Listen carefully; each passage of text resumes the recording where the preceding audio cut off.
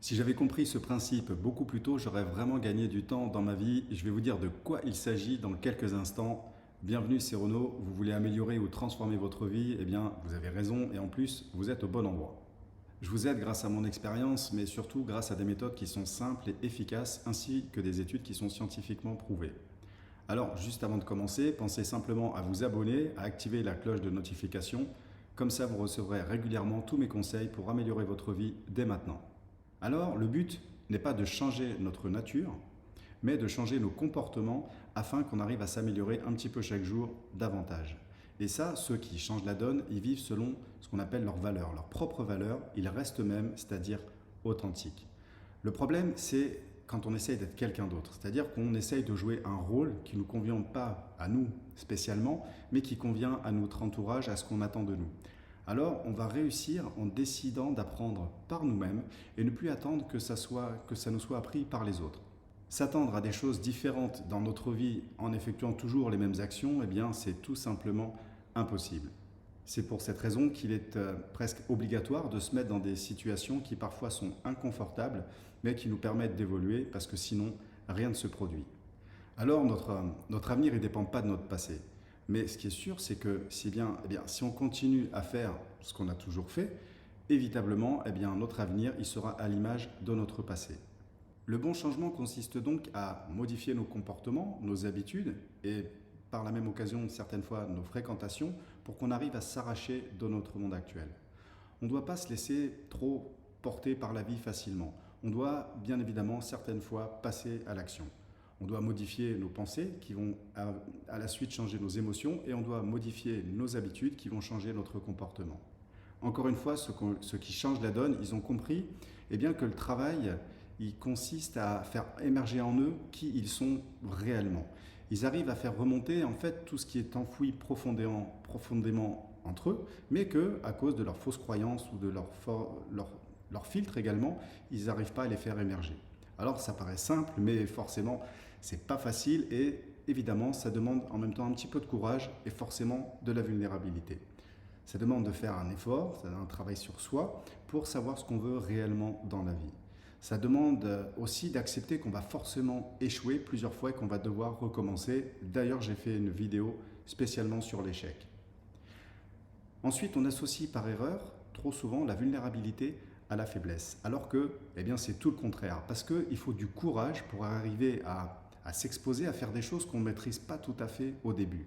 Et les plus courageux ne sont pas ceux, en tout cas pour moi, qui ont réussi à changer le monde ou qui font des trucs extraordinaires. Pour moi, en fait, les plus courageux, c'est ceux qui sont tombés très bas, mais qui ont réussi à retrouver des ressources pour finalement arriver à se relever. Ce sont ces personnes qui ont réussi, dans leur prise de risque, leur incertitude, à accomplir tout simplement des actes qu'on peut appeler même courageux. Malheureusement, comme je l'ai déjà dit dans une autre vidéo, notre éducation nous apprend que l'échec, c'est pas bien. On préfère des fois, à cause de ça, ne pas essayer plutôt que de se tromper. Et on est tous vulnérables, y compris ceux qui ont réussi, parce que forcément, ils ont échoué à leur début. Mais ils ont simplement décidé de gérer en fait cette vulnérabilité plutôt que ce soit elles qui gèrent leur vie. Ils ont décidé de reprendre le contrôle sur eux-mêmes. Et comme on est tous plus ou moins connectés les uns aux autres, il est indispensable de s'exposer devant les autres personnes. On ne peut pas rester dans son coin sans montrer de quoi on est capable, tout simplement. C'est la base même de notre civilisation.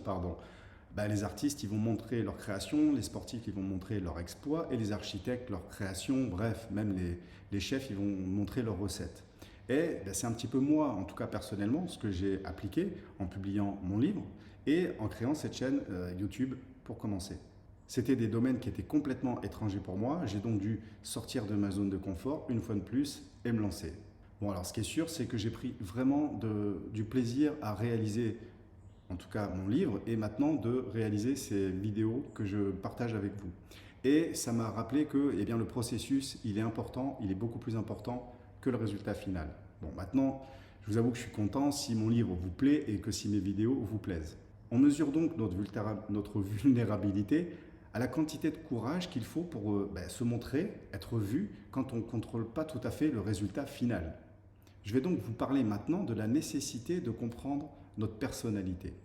Et dites-vous bien que toutes les personnalités, quelles qu'elles soient, elles vous feront souffrir. Donc, soyez vous-même. La première étape, elle consiste à nous libérer de nos peurs et bien sûr de nos doutes qui nous empêchent d'exprimer qui nous sommes et comment on a envie de s'exprimer.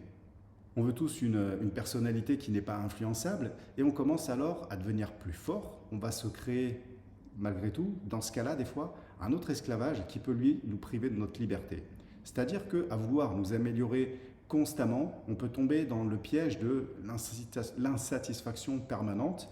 Et le défi, en fait, il est d'arriver à lâcher prise en gardant nos idéaux qui restent quand même élevés. Il faut accepter nos faiblesses, nos imperfections, ainsi que, et bien évidemment, celles des autres. La perfection, de toute manière, elle n'existe pas et il y a des marches à gravir qui peuvent, bien évidemment, à certains moments, nous déprimer tellement le travail il va être énorme. La deuxième étape, c'est de ne pas s'en remettre aux autres, ni surtout à chercher leur approbation. Et ça, c'est très difficile parce que depuis notre enfance, on cherche la reconnaissance des autres et on cherche un regard positif que les autres et que les gens peuvent poser sur nous. Et malheureusement, ça c'est une illusion qui va engendrer de la souffrance car c'est une course sans fin pour obtenir une reconnaissance. Et de toute manière, la plupart du temps, on n'en aura jamais assez si on prend cette direction-là. Et remettre aux autres le sentiment d'exister ou d'avoir de la valeur ou d'être approuvé, ça va en plus varier en fonction de qui ils sont, de leur attitude, de leur croyance à eux-mêmes et de leurs valeurs. Donc, si on prend ce chemin-là, c'est une construction qui va nous pousser à oublier nos propres besoins profonds qui sont les nôtres. Ensuite, on peut réussir et agir avec précision, efficacité, rentabilité et exercer dans notre nouvelle activité professionnelle, c'est déjà une bonne chose. On est alors admiré grâce à notre réussite, mais par contre, certaines fois au prix d'avoir sacrifié notre famille, nos loisirs ou notre propre intégrité. Est-ce qu'une harmonie est possible pour trouver un équilibre ? Rappelez-vous que c'est jamais le bon moment et je vais vous dire pourquoi. La planification et l'organisation sont des étapes importantes, mais à un moment donné, il faut y aller. De la même manière qu'on ne peut pas apprendre à nager en restant au bord du bassin, en prenant simplement des cours. On doit forcément s'exposer, on doit démarrer concrètement nos actions et nos projets. Certaines personnes mettent malheureusement des fois des années, alors j'allais dire des mois, mais des fois des années à démarrer quelque chose qui leur tient à cœur. Et ce n'est pas forcément toujours la paresse ni le manque de volonté qui les bloque, mais c'est plutôt, on va dire, leur peur et leurs fausses croyances qui les bloquent. Alors, ils attendent forcément le moment idéal. Ils veulent être absolument prêts à 100%. Ne faites pas cette erreur. Jetez-vous à l'eau comme si vous deviez apprendre à nager. C'est-à-dire que à partir du moment où vous allez vous jeter à l'eau et que vous allez commencer, c'est là que tout commence. Il suffira ensuite simplement d'ajuster, de corriger et de supprimer tout simplement ce qui ne fonctionne pas. Que ce soit vos projets personnels, professionnels, culturels ou même simplement vouloir arrêter de fumer, fixez-vous une date et engagez-vous à commencer. Dites-vous bien que de toute manière, ça ne sera jamais le bon moment et vous ne serez jamais au meilleur endroit, alors démarrez d'où vous êtes avec ce que vous avez. J'aime beaucoup cette citation, on a deux vies et la deuxième, elle commence le jour où on se rend compte qu'on n'en a qu'une. Alors n'attendez pas votre deuxième vie, n'attendez plus tout simplement d'avoir le temps, n'attendez plus spécialement d'avoir envie, n'attendez pas d'être prêt à 100%, n'attendez pas l'approbation des autres, que les autres vous disent oui, t'as raison, fais-le, n'attendez pas forcément d'avoir l'argent nécessaire pour le faire, n'attendez pas d'avoir de permission, n'attendez vraiment pas que ça soit le bon moment ou n'attendez pas tout simplement parce que vous ne le sentez pas ou quoi que ce soit. Quand on commence quelque chose de nouveau, forcément on est mal à l'aise et ça, on doit vraiment le prendre en compte et quand même commencer. Également, n'attendez pas d'avoir forcément plus confiance en vous parce que la confiance, elle augmentera au fur et à mesure. En attendant, si vous avez vraiment envie de changer votre situation actuelle vers la vie que vous désirez, je vous conseille de télécharger gratuitement ma formation « Changer la donne en 90 minutes ». C'est en fait le premier pas que vous pourriez faire vers votre vie idéale et pour ça, il faut des bons outils, il faut des bonnes méthodes et vous les trouverez dans cette formation. Il y a déjà de nombreuses personnes qui en profitent et qui commencent à avoir des résultats et il y en a même d'autres qui, elles, sont directement en interaction avec moi, qui ont complètement changé de vie. Elles ont pris des virages à 180 degrés et elles ont vraiment réorienté en fait leur vie. Le seul moyen pour moi de savoir si vous avez aimé cette vidéo, c'est qu'il y a une petite interaction entre nous, c'est-à-dire vous pouvez mettre un like ou encore mieux en commentaire. En attendant, je vous souhaite tout le bonheur du monde.